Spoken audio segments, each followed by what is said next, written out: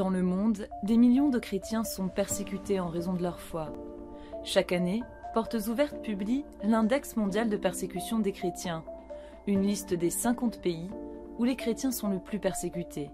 En 2016, les 5 pays en tête de l'index sont: en 5e position, la Syrie. Depuis le début de la guerre civile, les chrétiens sont sans défense face aux factions comme le groupe État islamique ou le front Al-Nosra.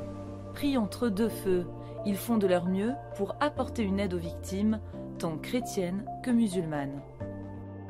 En 4e position, l'Afghanistan. Les chrétiens afghans sont tous d'arrière-plan musulman. Si l'on découvre que l'un d'entre eux s'est converti au christianisme, il sera persécuté par sa parenté et par son entourage. Menacé de mort, il peut même être assassiné par sa propre famille. En 3e position, l'Érythrée. Le régime considère que les chrétiens sont une menace. Qu'ils soient responsables d'église ou simples membres, ils sont arrêtés et jetés en prison sans procès. On les enferme dans des conteneurs métalliques ou dans des cellules souterraines pour les forcer à renier leur foi. Ils sont détenus dans des conditions abominables et beaucoup en meurent.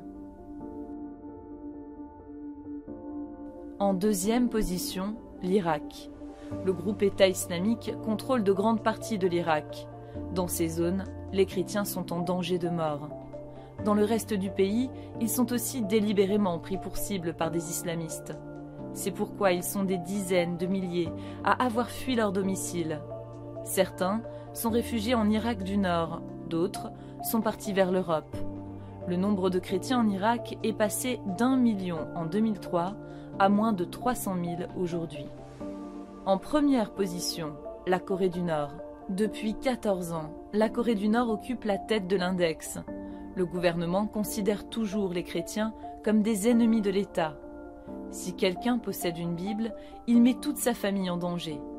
Des dizaines de milliers de chrétiens sont torturés à mort dans des camps de travail. Mais de petites communautés de chrétiens existent dans l'ombre et l'évangile se répand clandestinement. Des millions de chrétiens se voient renier leurs droits et souffrent gravement de persécutions simplement parce qu'ils sont chrétiens. Portes Ouvertes veut leur donner un visage et une voix pour que ces persécutions ne soient plus passées sous silence.